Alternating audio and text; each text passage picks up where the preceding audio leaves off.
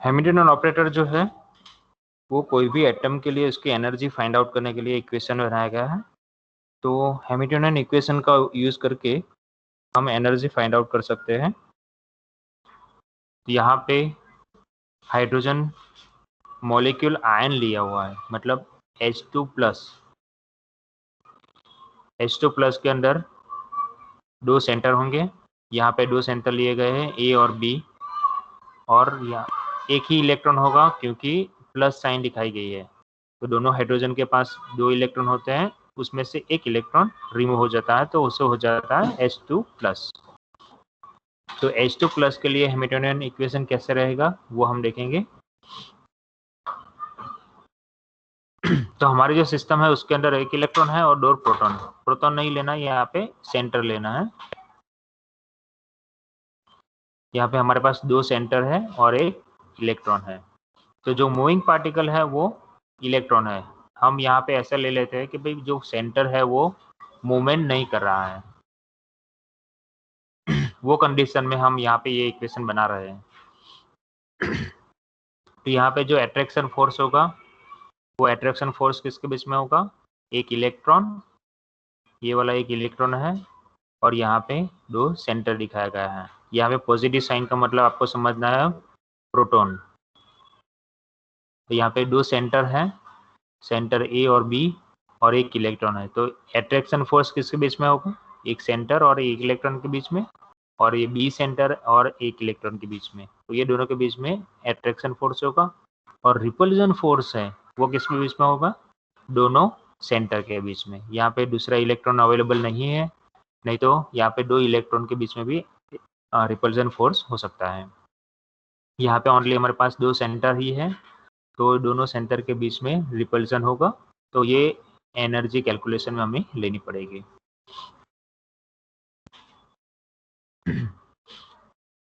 अभी हमारे पास Hamiltonian operator जो H है वो दो पार्ट से बनाया गया है, एक काइनेटिक पार्ट है और एक जो है वो पोटेंशियल पार्ट है। कोई बुक के अंदर V की जगह पे UV लिखा होता है, तो आपको वो समझना है कि भाई U और V दोनों सेम है, दोनों पोटेंशियल एनर्जी दिखाता है। यहाँ पे हमें H की कैलकुलेशन करने के लिए T और V का हमें पार्ट जो है वो क्या आता है वो देखना पड़ेगा। तो सिस्टम कौन सी है उसके ऊपर डिपेंड करेगा। तो फर्स्ट हम क्या करते हैं, यहाँ पे पोटेंशियल एनर्जी जो है वो फाइंड आउट करते हैं।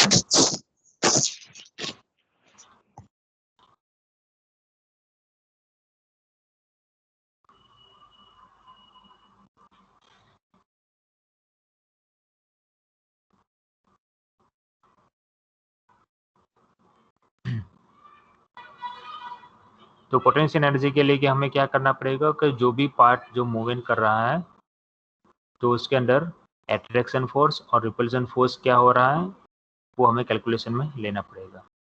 और जो मूविंग पार्ट है उसके लिए हमारे पास है काइनेटिक एनर्जी। तो काइनेटिक एनर्जी जो है वो T से हम दिखाएंगे और पोटेंशियल एनर्जी V से दिखाएंगे। तो पोटेंशियल एनर्जी के अंदर कैलकुलेशन करने के लिए अट्रैक्शन फोर्स और रिपल्सन फोर्स का इस्तेमाल करना है, और काइनेटिक एनर्जी फाइंड आउट करने के लिए जो पार्ट मूविंग कर रहा है उसको हमें कैलकुलेशन में लेना है। तो फर्स्ट हम देखेंगे पोटेंशियल एनर्जी के लिए। तो पोटेंशियल एनर्जी जो है वो सेंट्रीफ्यूगल फोर्स जो है, क्योंकि इलेक्ट्रॉन जो है वो सेंटर के अराउंड मूवमेंट कर रहा है, तो उसके लिए दोनों कैलकुलेशन यहाँ पे लेना पड़ेगा हमें।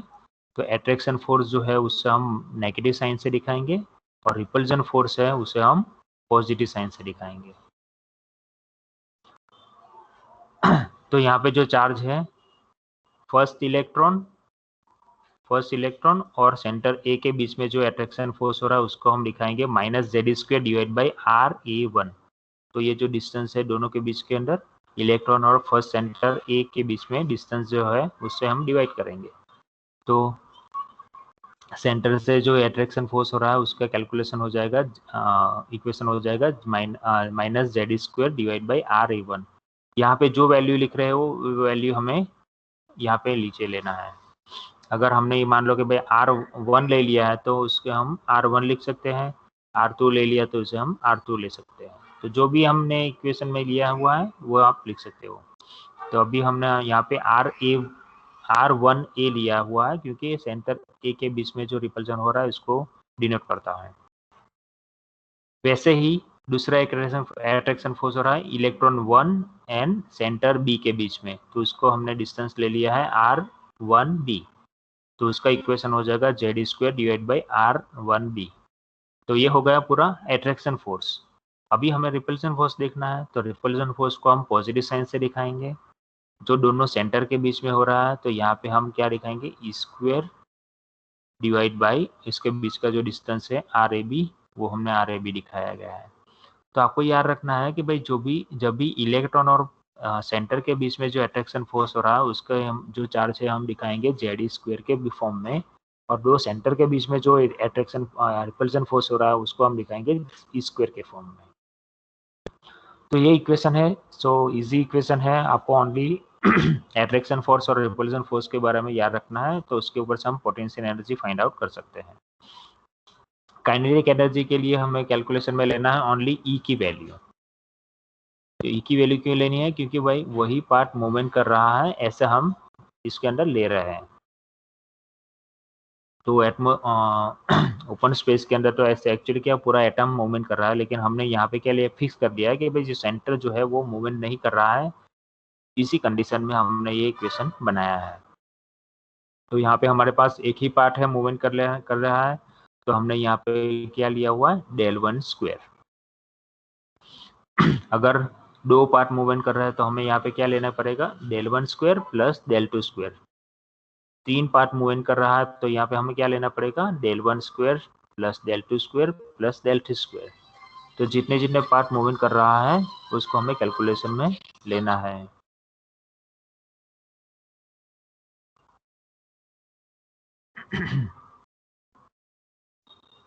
तो ऑपरेटर H का जो वैल्यू है क्या हो जाएगा, kinetic energy plus potential energy. तो ये दोनों का समेशन कर देना है, तो हमारे पास H ऑपरेटर जो हो जाएगा minus S² divide by 2m del1² minus J ऊपर वाला जो पोटेंशियल इक्वेशन जो है पूरा का पूरा सेम नीचे लिख लेना है। तो ये हमारा हो जाएगा Hamiltonian operator for H2 plus molecule. Second molecule है हमारे पास He2 प्लस। तो He2 प्लस के अंदर क्या हो जाएगा, देख सकते हो आप, He2 मतलब दो सेंटर है। दो सेंटर कौन कौन से हैं, एक A सेंटर और एक B सेंटर, दो सेंटर हो गए।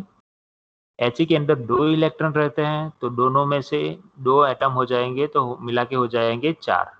टोटल 4 इलेक्ट्रॉन में से एक इलेक्ट्रॉन रिमूव हो जाता है, यहाँ पे प्लस साइन दिखाया गया है, तो मतलब अभी हो गए हैं 4 में से 3।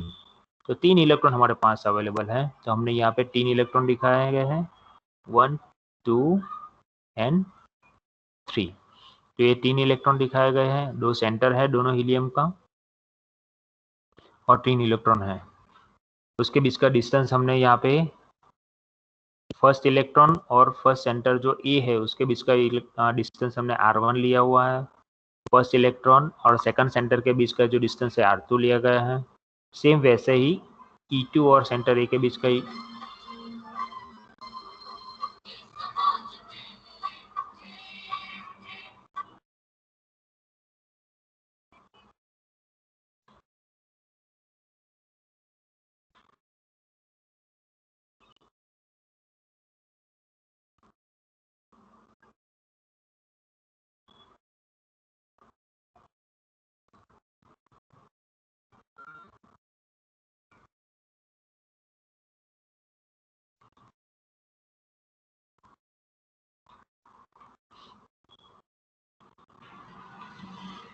तो दोनों सेंटर के बीच में मैंने ये सब जगह पे मैंने लिखा हुआ है कौन कौन के बीच का जो डिस्टेंस है वो यहाँ पे दिखाया गया है।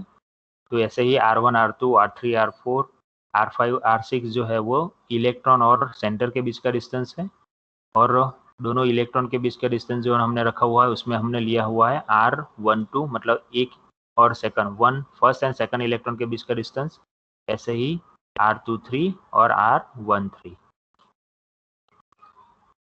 तो हमारी जो सिस्टम है उसके अंदर टोटल 3 इलेक्ट्रॉन है और 2 सेंटर है। तभी मूवमेंट कर रहा है उसे हम इलेक्ट्रॉन का ही मूवमेंट दिखा रहा है यहाँ पे, सेंटर का जो मूवमेंट है वो हम नहीं दिखा रहा है, तो हमने सेंटर का मोमेंट जो फिक्स कर लिया है मतलब स्टेबल है वो मूवमेंट नहीं कर रहा है। तो यहाँ पे 3 इलेक्ट्रॉन मूवमेंट कर रहे हैं, तो यहाँ पे 3 सिस्टम मूवमेंट कर रहे हैं। तो यहाँ पे हम क्या करेंगे, del1 square plus del2 square plus del3 square हो जाएगा यहाँ पे ये पार्ट। और ये पोटेंशियल एनर्जी कैलकुलेशन के लिए हमें देखना पड़ेगा कि किसके बीच में एट्रैक्शन फोर्स लग रहा है और किसके बीच में रिपल्जन फोर्स लग रहा है। तो हमारे पास ये काइनेटिक एनर्जी जो T है वो हमारे पास 3 इलेक्ट्रॉन अवेलेबल है, इसकी वजह से हमने यहाँ पे 3 डेल स्क्वायर का समेशन किया हुआ है। बाकी ये जो पार्ट जो है वो कांस्टेंट रहेगा, ओनली वैल्यू कैलकुलेशन होगी चेंज डेल्स की। तो जितने भी डेल्स है वो डेल का स्क्वायर हो जाएगा, समेशन हो जाएगा।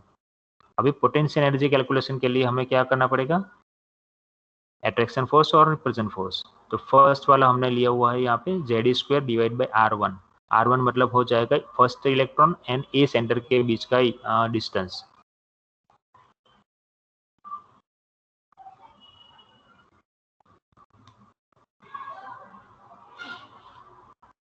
तो फर्स्ट इलेक्ट्रॉन और फर्स्ट सेंटर का बीच का जो डिस्टेंस है R1 लिया हुआ है, तो उसका जो इक्वेशन हो जाएगा Z square divide by charge by distance.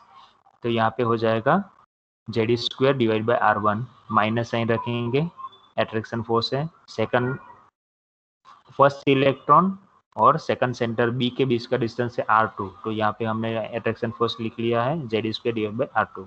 Same वैसे ही सेकंड और थर्ड इलेक्ट्रॉन का दिखाया है। तो ये वाला फर्स्ट इलेक्ट्रॉन का है, ये सेकंड इलेक्ट्रॉन का है, सेंटर ए और बी के साथ के अट्रैक्शन फोर्स ऐसे ही तीसरे इलेक्ट्रॉन का है। तो ये हमने तीन इलेक्ट्रॉन का हमने यहाँ पे अट्रैक्शन फोर्स दिखाया गया है। अभी हमें देखना है कि रिपल्जन फोर्स किसके बीच में हो रहा है। तो रिपल्जन फोर्स किसके बीच में होगा, दोनों इलेक्ट्रॉन के बीच में। तीन इलेक्ट्रॉन है तो फर्स्ट वाला और सेकंड वाला इलेक्ट्रॉन, सेकंड और third electron and third and first वाला इलेक्ट्रॉन, ये तीनों के बीच में रिपल्जन होगा। और एक दूसरा हो जाएगा दोनों सेंटर के बीच में। तो हमने यहाँ पे दिखाया गया है जो रिपल्जन फोर्स है उसको हम प्लस साइन से दिखाएंगे, पॉजिटिव साइन से दिखाएंगे। तो यहाँ पे इलेक्ट्रॉन अवेलेबल है, सॉरी दोनों सेंटर के बीच का दोनों इलेक्ट्रॉन का रिपल्जन है। तो रिपल्जन फोर्स को हम दिखाएंगे plus E square divide by R12। ये फर्स्ट और सेकंड इलेक्ट्रॉन का इक्वेशन दिखाया हमने। Second R23 second electron third electron के बीच का रिपल्जन फोर्स है। वैसे ही R31 तीसरा और फर्स्ट वाला जो इलेक्ट्रॉन है दोनों के बीच में रिपल्जन फोर्स है, उसको हम दिखाएंगे plus E square divide by R31 से। R13 भी लिख सकते हो, 31 भी लिख सकते हो। और दोनों सेंटर के बीच का जो रिपल्जन है उसे हम दिखाएंगे E square divide by RAB। तो हमने ये यहाँ पे RAB लिया हुआ है। तो ये पूरा हो जाएगा पोटेंशियल एनर्जी। तो पोटेंशियल एनर्जी के अंदर attraction force and repulsion force का समेशन किया हुआ है यहाँ पे। तो ये जो फर्स्ट वाला जो 6 पार्ट है R6 तक, तो हम यहाँ पे क्या करेंगे, जेड स्क्वायर जो है वो कॉमन निकाल लेंगे। तो पोटेंशियल एनर्जी हो जाएगा माइनस जेड स्क्वायर, माइनस निकाल लिया है कॉमन में तो सभी जगह पे प्लस साइन हो जाएगी। तो 1/R1 plus 1/R2 plus 1/R3, ऐसे ऐसे हम यहाँ पे इक्वेशन दिखा सकते हैं। सेम वैसे ही लास्ट वाला जो 4 पार्ट जो है उसमें से ई स्क्वायर कॉमन निकल जाएगा। तो प्लस ई स्क्वायर निकल जाएगा कॉमन, तो अंदर क्या रह जाएगा 1/R12 1/R23 1/R31 या तो 13 भी लिख सकते हो प्लस 1/RAB। तो ये पूरा हो गया इक्वेशन पोटेंशियल एनर्जी का। तो अभी दोनों का सम करेंगे, समेशन हो जाएगा दोनों का। तो क्या हो जाएगा, फर्स्ट वाला काइनेटिक पार्ट है वो T है, तो extra square divide by 2m del1 square del2 square del3 square. ऐसे ही वो जो पोटेंशियल एनर्जी है वो हमने यहाँ पे इक्वेशन में रख दिया है। तो इसका अगर कॉमन इक्वेशन बनाना है तो कॉमन इक्वेशन पे हम क्या कर सकते हैं, भाई इसका रिपीटेशन हो रहा है del1 स्क्वायर का, तो इसकी जगह पे हमारा कहाँ तक जाता है, वैल्यू 3 तक जाता है। तो हमने यहाँ पे एक कॉमन इक्वेशन ऐसा बनाया कि भाई आई जो है वो आई की वैल्यू 1 से लेके 3 तक जा रही है। तो समेशन करना है del I स्क्वायर, तो यहाँ पे आई की वैल्यू जो है वो 3 तक लेना है। तो ऐसे ही ये जो है पार्ट उसका हम ये शॉर्ट फॉर्म हम कर सकते हैं। तो ये हो गई काइनेटिक एनर्जी। अभी पोटेंशियल एनर्जी में अंदर 2 पार्ट है हमारे पास, एक जेड स्क्वायर वाला है और एक ई स्क्वायर वाला है। तो यहाँ पे हमने क्या किया हुआ है, ये जेड स्क्वायर जो है उसको कॉमन निकाल लिया है बाहर, और बाकी सबका जो है उसमें देख सकते हो भाई R1 2 3 4 5 6 तक है, तो I की वैल्यू कहाँ तक जा रही है, 6 तक जा रही है। तो यहाँ पे हमारा वैल्यू जो हो जाएगा I1 से लेके I6 तक, और जो कॉमन पार्ट है उसे हम दिखाएंगे 1/Ri से। तो I की वैल्यू हमने यहाँ से लेनी है R1 से लेके 6 तक लेनी है। तीसरा जो पार्ट है, तीसरा पार्ट के अंदर स्क्वायर जो कॉमन है और समेशन लिया गया है, यहाँ पे हमने वैल्यू जो ली हुई है R12 ली है, R23 ली है, R13 ली है और RAB लिया हुआ है। तो RAB जो है उसको हम प्लस साइन से अलग से दिखाएंगे। तो RAB का वैल्यू जो है उसमें कोई चेंजेस नहीं है, लेकिन I और J वैल्यू लिया हुआ है। तो I और J मतलब हो जाएगा, I के वैल्यू हमने लेनी है 1 से लेके 3 तक, और J की जो वैल्यू लेनी है हमें क्या लेना है यहाँ पे कि I की वैल्यू 1 ली है, तो यहाँ पे हमें लेना है कि I और J जो है वो दोनों सेम नहीं है। तो एक और इक्वेशन के अंदर यहाँ पे एक लिख सकते हैं हम कि I और J जो है दोनों सेम नहीं है। तो जितना भी ऑप्शन आप सेम वैल्यू जो हो रहा है उसको निकाल देंगे, तो जितना भी सिंगल पार्ट जो हो रही है उसकी वैल्यू हमें यहाँ पे लेनी है। तो I इक्वल टू 1 से लेके I इक्वल टू 3 लेना है, और दूसरी एक कंडीशन ऐसी होनी चाहिए कि भाई I और J जो है वो दोनों सेम नहीं होने चाहिए। तो ये कंडीशन हम यहाँ पे अप्लाई कर सकते हैं, और प्लस यहाँ पे 1/RAB जो दोनों सेंटर के बीच का जो रिपल्शन फोर्स है वो। तो ये पूरा एक इक्वेशन ऐसे हो जाएगा। तो ये बड़ा इक्वेशन है, उसकी जगह पे छोटा इक्वेशन में कन्वर्ट करना है तो ऐसे भी हम लिख सकते हैं। दोनों इक्वेशन सेम है। दोनों इक्वेशन में अगर आपको ये इक्वेशन लिखना नहीं आता है तो एग्जाम के टाइम पे ये इक्वेशन लिखोगे तो भी चलेगा। हाँ, लेकिन ऑब्जेक्टिव के अंदर अगर क्वेश्चन आएगा तो ये समेशन वाला इक्वेशन आपको याद रखना पड़ेगा। तो ये ईजी है, आपको जस्ट कंक्लूजन करना है कि भाई क्या क्या पार्ट है और कौन कौन से पार्ट के अंदर रिपल्शन फोर्स हो रहा है और कौन से पार्ट के अंदर अट्रैक्शन फोर्स हो रहा है। सेम वैसे ही लिथियम एटम के लिए हम बात करेंगे अभी। तो लिथियम जो एटम है, तो लिथियम एटम के लिए हमने यहाँ पे दिखाएगा भाई लिथियम एटम के अंदर एक सेंटर होगा और 3 इलेक्ट्रॉन होंगे। तो हमने यहाँ पे सेम कंडीशन दिखाई गई है, 3 इलेक्ट्रॉन दिखा है और एक सेंटर है हमारे पास। तो सेंटर और इलेक्ट्रॉन के बीच का जो डिस्टेंस है हमने R1 R2 R3 से दिखाया गया है, और दोनों इलेक्ट्रॉन के बीच का जो डिस्टेंस है हमने R12 R23 और R31 से दिखाया गया है। तो यहाँ पे हमारा जो सिस्टम जो है उस सिस्टम के अंदर 3 इलेक्ट्रॉन है और 1 सेंटर है। तो 1 सेंटर मतलब जो मूविंग पार्ट जो है वो कितने हैं, 3। तो हमारा ये हो जाएगा वैल्यू I1 से लेके I3 तक हो जाएगा। तो अट्रैक्शन फोर्स किस बीच में हो जाएगा, सेंटर और इलेक्ट्रॉन के बीच में, और रिपल्शन फोर्स है वो तीनों 3 इलेक्ट्रॉन के बीच में हो जाएगा। यहाँ पे सेंटर एक दूसरा अवेलेबल नहीं है, तो इसीलिए दोनों सेंटर के बीच में कोई रिपल्शन फोर्स नहीं दिखाना है हमें। तो H की वैल्यू जो है वो T+V हो जाएगी। तो हैमिल्टन ऑपरेटर जो है वो 2 पार्ट से बना है, इसलिए एक काइनेटिक एनर्जी एक पोटेंशियल एनर्जी। काइनेटिक एनर्जी हमें दिखाएंगे 3 इलेक्ट्रॉन मतलब 3 सिस्टम हमारे पास मूविंग सिस्टम है, तो इसलिए हमने दिखाया गया है del1² del2² और del3²।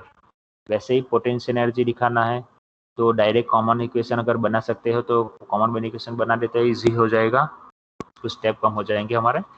तो -z² इंटू ब्रैकेट जो अट्रैक्शन फोर्स है R1 R2 और R3, ये तीनों टीम का समेशन हमने यहाँ पे दिखाया है।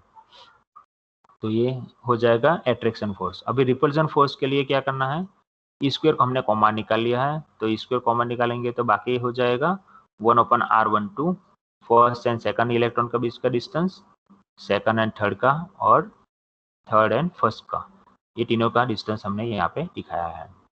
तो अभी क्या हो जाएगा, H की वैल्यू हो जाएगी T+V हो जाएगा। तो हमने T लिया हुआ है, ये डेल वाला जो स्टेप है वो, और पोटेंशियल एनर्जी वाला जो स्टेप है वो दोनों का समेशन किया है। अभी इसको कॉमन इक्वेशन जो अगर बनाना है तो ऑपरेटर H क्या हो जाएगा, तो यहाँ पे I की वैल्यू 1 से लेके 3 तक जाएगी, तो I की वैल्यू 1 से लेके 3 तक जाएगी, del I² हो जाएगा माइनस Z², यहाँ पे समेशन हो जाएगा I की वैल्यू कहाँ तक जाएगी, 3 तक जाएगी यहाँ पे भी। तो यहाँ पे I की वैल्यू 1 से लेके 3 तक जाएगी, 1/RI हो जाएगा, प्लस स्क्वायर यहाँ पे R1AB नहीं है, तो यहाँ पे हमने जो सेंटर जो दिखाया था, सेंटर का रिपल्सन फोर्स वो नहीं दिखाया है यहाँ पे, तो ओनली इलेक्ट्रॉन के बीच का रिपल्सन है, तो इसके लिए हमने यहाँ पे दिखाया गया summation of I is equal to 1 से लेके 3 तक और 1/RIJ है। यहाँ पे दूसरी कंडीशन आपको लिखनी पड़ती है, वो है I is equal to not J।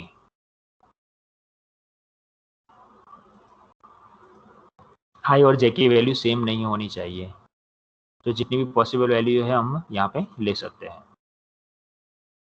तो ये हो गया लिथियम एटम के लिए। उसके बाद आता है ब्रैकेट नोटेशन, अतः डायरेक्ट नोटेशन कैसे इसे कहेंगे। तो हमने जो इक्वेशन हमारे पास जो था ये वाला जो इक्वेशन है,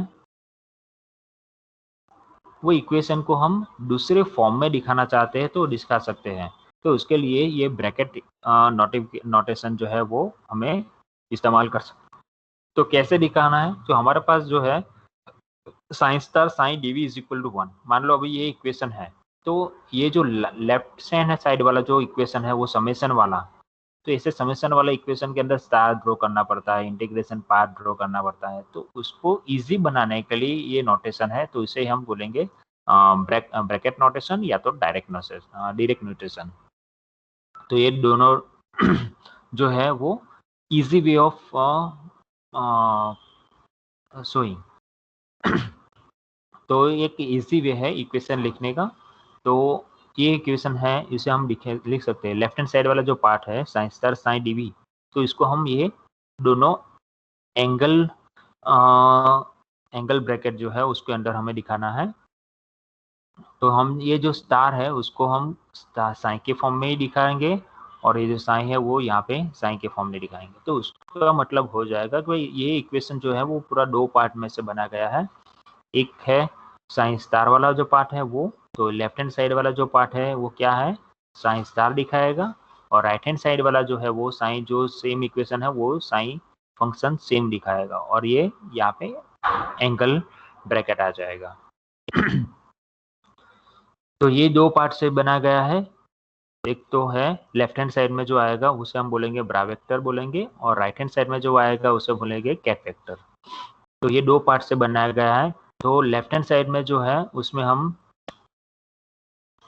अगर ये जो साइन फंक्शन के ऊपर ऑपरेट करना है तो यहाँ से क्या हो जाएगा, राइट हैंड साइड में से ऑपरेट होगा। तो लेफ्ट हैंड साइड में यहाँ पे ब्रैकेट जो है वो खत्म हो जाता है, तो यहाँ से इनिशियल ले लेना है। तो अगर ऐसा ऑपरेटर साइन दिया गया है तो ये जो है वो ऑपरेटर जो है कहाँ से फंक्शनिंग करेगा, राइट हैंड साइड में से। और पीछे वाला जो पार्ट है यहाँ से ये वाला जो ब्रैकेट होगा, तो ये वाला ब्रैकेट जो है कहाँ से ऑपरेट होगा, लेफ्ट हैंड साइड से राइट हैंड साइड तक। तो हमने आगे देखा हुआ था, उसके अंदर हमने बताया था कि भाई दो ऑपरेटर एक साथ में है तो कहाँ से स्टार्ट करना है, राइट हैंड साइड में जो है वहाँ से फर्स्ट वाला जो है वहाँ से ऑपरेट करना स्टार्ट करना है और लेफ्ट हैंड साइड में आगे बढ़ना है। लेकिन जब ये ब्रैकेट ऑपरेटर होता है तो उसके अंदर ब्रैकेट में जैसे ऑपरेशन दिया गया है, जैसे सिंबल दिया गया है, उसकी वजह से आपको क्या करना पड़ेगा, ऑपरेशन अलग अलग करना है। तो यहाँ पे हमारे पास अगर लेफ्ट हैंड साइड वाला जो ब्रॉड वेक्टर है तो वो ऑपरेटर है वो इसे यूज़ कर सकते हो, या तो फिर कैट वेक्टर। तो ये दोनों जो है मोस्ट प्रोबेबली सब क्या होता है, एक साथ में रहता है। तो जैसे ही साइन स्टार साइन जो है वो ऐसे फॉर्म में हम ब्रैकेट फॉर्म में हम दिखा सकते हैं। एक सिंपल एग्जांपल यहाँ पे दिया गया है, integration psi star A psi DV is equal to, तो ये जो इक्वेशन है उसे हम ये ब्रैकेट फॉर्म में लिखना है तो ऐसे हम लिख सकते हैं। यहाँ पे एक ए जो है वो ऑपरेटर ए है, तो यहाँ पे साइन स्टार की जगह पे हमें साइन दिखाना है, तो फर्स्ट वाला जो पार्ट है वो इमेजिनरी पार्ट हो जाएगा, कॉम्प्लेक्स कॉन्जुगेट ऑफ साइन हो जाएगा, और राइट हैंड साइड में जो फंक्शन है वो एज इट इज रखना है, और इंटीग्रेशन और डीवी दोनों निकाल लेना है। तो ये इजी फॉर्म में हो जाएगा। तभी इसका मतलब आपको समझना है कि जब भी ऐसा इक्वेशन दिखाया गया होगा तो उसको हम ये फॉर्म में है लिख सकते हैं। तो ये शॉर्ट फॉर्म है हो गया है इंटीग्रेशन वाला जो पार्ट है उसका। अभी आप तो सपोज हमारे पास ये वैल्यू है कि जो कैट वेक्टर जो है उसकी वैल्यू है 2 + IB है, और ब्रा वेक्टर जो है उसकी वैल्यू जो है हमारे पास 2 - IB। तो ये जो पार्ट है ये पार्ट का ये इमेजिनरी पार्ट हो जाएगा। तो ये जो फर्स्ट वाला जो पार्ट है वो क्या है, साइन स्टार है। तो साइन स्टार क्या हो जाएगा, जो साइन फंक्शन है उसका कॉम्प्लेक्स कॉन्जुगेट है। तो कॉम्प्लेक्स कॉन्जुगेट लिया गया है तो तब भी आपको क्या करना है कि जहाँ पे भी आई प्लस लिखाया गया है इमेजरी पार्ट, उसको -1 से कैलकुलेट मल्टीप्लाई करना है। तो हमारा इमेजरी पार्ट हो जाएगा ये वाला। तो साइन स्टार की जगह पे हम ये कैट वेक्टर दिखाया गया है, तो उसकी वैल्यू हो जाएगी 2 - IB। सेम वैसे ही एक दूसरा हमने पार्ट लिया गया है भाई, साइन जो है उसकी वैल्यू हो जाएगी 5 + 3। तो मान लो कि भाई साइन जो है ये कैट वेक्टर है, तो कैट वेक्टर जो है उसका हमने लिया हुआ है इमेजिनरी पार्ट कॉम्प्लेक्स कॉन्जुगेट, वो ब्रा वेक्टर हो जाएगा। तो अगर उसका कन्वर्जेशन करना है तो यहाँ पे आप देख सकते हो कि वैल्यू में माइनस नहीं की गया है। तो आपने दिमाग में ऐसा होगा कि भाई इसका कॉम्प्लेक्स कॉन्जुगेट लेना है तो ओनली हमें -1 से मल्टीप्लाई करना है, ऐसा नहीं है। तो ओनली फॉर जो इमेजिनरी पार्ट आई की वैल्यू जहाँ पे दिखाएगी उसी को ही -1 से कैलकुलेट करना है, मल्टीप्लाई करना है। तो यहाँ पे दोनों पार्ट तो रियल वैल्यू है, तो रियल वैल्यू के अंदर इमेजिनरी पार्ट में कोई भी किस्म की कोई चेंजेस होगा नहीं। तो मतलब कि इसका जो इमेजिनरी पार्ट है वो सेम एज इट इज रहेगा। तो हम सिंपल एक एग्जांपल से देखेंगे तो आपको थोड़ा ज़्यादा आइडिया आएगा। यहाँ पे एलजीब्रा लिया गया है डायरेक्ट नोटेशन का।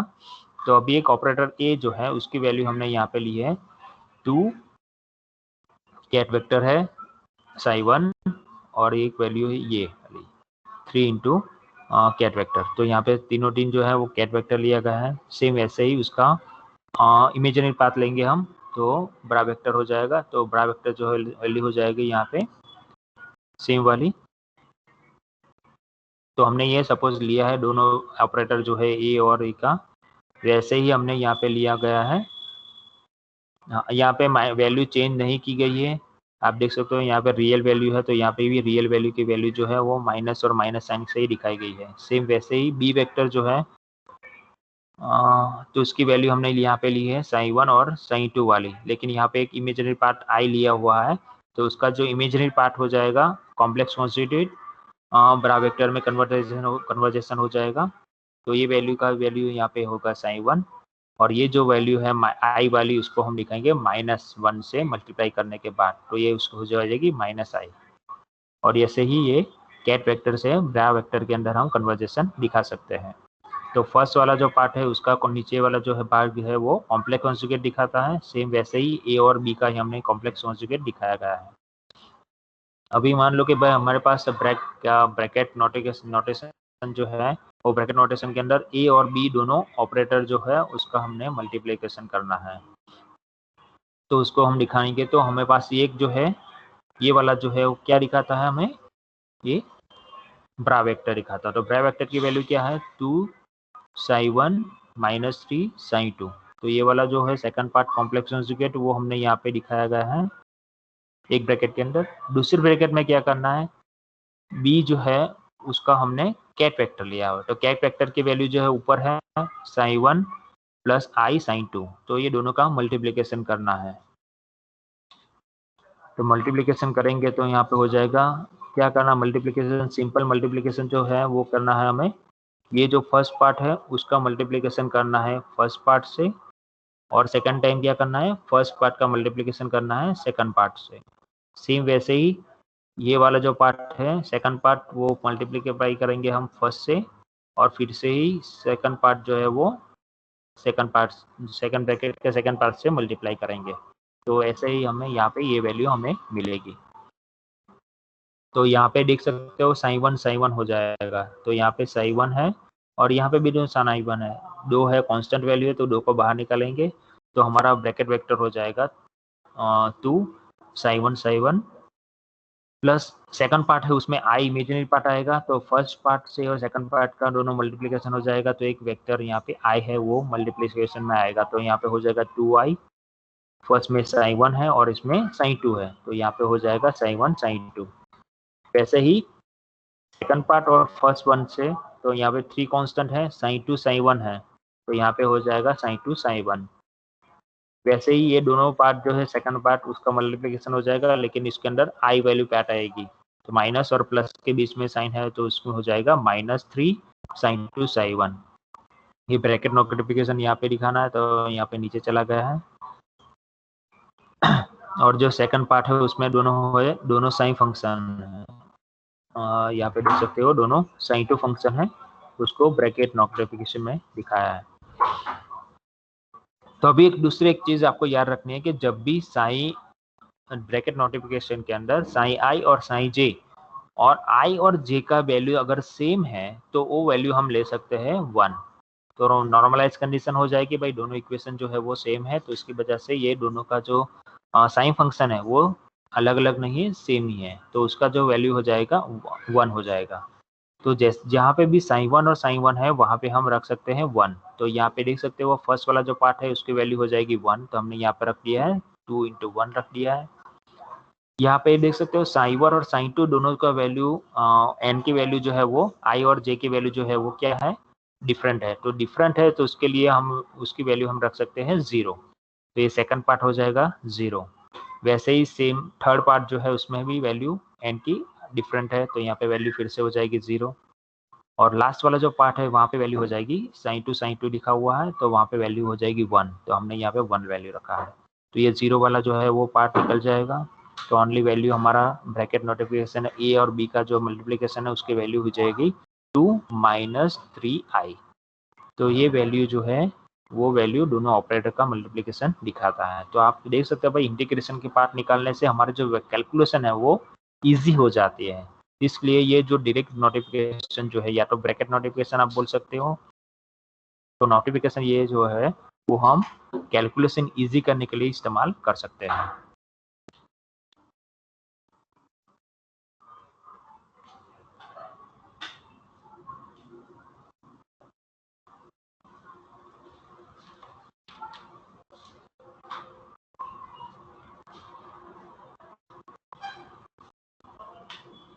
दूसरा एक चीज है भाई हर्मिशियन ऑपरेटर। तो क्वांटम मैकेनिक्स के अंदर हमने जितने भी ऑपरेटर लिए गए हैं वो सब है वो गए हर्मिशियन ऑपरेटर। तो हर्मिशियन ऑपरेटर किसे कहेंगे कि हर्मिशियन ऑपरेटर जो है उसके अंदर साइन और साइन स्टार ये दोनों का अगर सीक्वेंस चेंज किया जाए, यहाँ पे आपको दिखाएगा भाई ए यहाँ पे जो साइन स्टार है और साइन है दोनों का सीक्वेंस चेंज कर लेंगे और ऑपरेटर सेम है, तो साइन स्टार और साइन dt और इंटीग्रेशन साइन स्टार साइन ये दोनों की वैल्यू जो है वो क्या मिलती है, हमें सेम मिलती है। तो उसके ऊपर से हमें पता चलेगा कि भाई जो भी वैल्यू यहाँ पे आइगन वैल्यू हमें मिलती है वो आइगन वैल्यू जो है वो रियल वैल्यू देता है। तो हर्मिशियन ऑपरेटर जो है वो हमें रियल वैल्यू देता है। तो जितने भी ऑपरेटर हमने क्वांटम मैकेनिक्स में यूज किए गए हैं वो सब क्या होगा, हर्मिशियन ऑपरेटर होगा। क्यों ऐसा है, क्योंकि हमें भाई रियल वैल्यू निकालनी है, कोई भी एटम की एनर्जी अगर फाइंड आउट करनी है तो हमें रियल वैल्यू निकालनी है, तो इसकी वजह से ये हर्मिशियन ऑपरेटर ही इस्तेमाल करना पड़ेगा। तो हर्मिशियन ऑपरेटर जो है वो क्या देता है, वैल्यू हमें रियल वैल्यू देता है।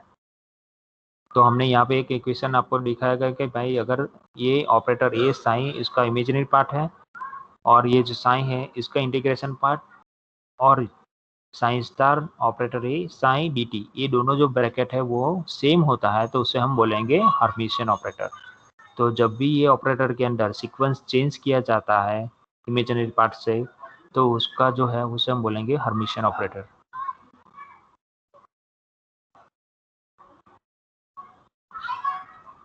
If you use direct notation आपको यूज़ करना है तो डायरेक्ट नोटेशन से आप ये ब्रैकेट है उसको हम ये सिंपल फॉर्म में दिखा सकते हैं ऐसे, कि जो साइन स्टार वाला जो पार्ट है उसे हम आगे दिखाएंगे और जो सिंपल जो फंक्शन है साइन उसे हम दिखाएंगे राइट हैंड साइड में, और बीच में जो ऑपरेटर है उसे हम यहाँ पे ऐसे दिखा सकते हैं। अगर इसका कॉम्प्लेक्स कॉन्जुगेट लेना है तो कॉम्प्लेक्स कॉन्जुगेट लेना है तो उसको ऐसे ब्रैकेट के अंदर दिखा सकते हैं। तो एंगल ब्रैकेट के बाहर स्मॉल ब्रैकेट और उसके ऊपर उसका कॉन्जुगेशन। तो यहाँ पे जो हर्मिशियन ऑपरेटर है हमें वैल्यू देता है रियल वैल्यू। तो यहाँ पे जो ऑपरेटर ए स्टार यहाँ पे लिया गया है लेफ्ट हैंड साइड में आप देख सकते हो कि भाई इसका ऑपरेटर ए का भी क्या है, इमेजिनरी पार्ट है, और राइट हैंड साइड में जो है वो ओनली ऑपरेटर है, उसका कॉम्प्लेक्स कॉन्जुगेट नहीं लिया गया है। तो अगर कोई भी ऑपरेटर जो है वो हर्मिशियन ऑपरेटर है तो उसका जो इमेजिनरी पार्ट है वो और रियल पार्ट जो है वो दोनों सेम होगा। तो इसीलिए हम जब भी इस्तेमाल करते हैं क्वांटम मैकेनिक्स के अंदर तो वो सब होते हैं हर्मिशियन ऑपरेटर। तो आज के लिए इतना ही। कोई क्वेश्चन है आपका तो पूछ सकते हो।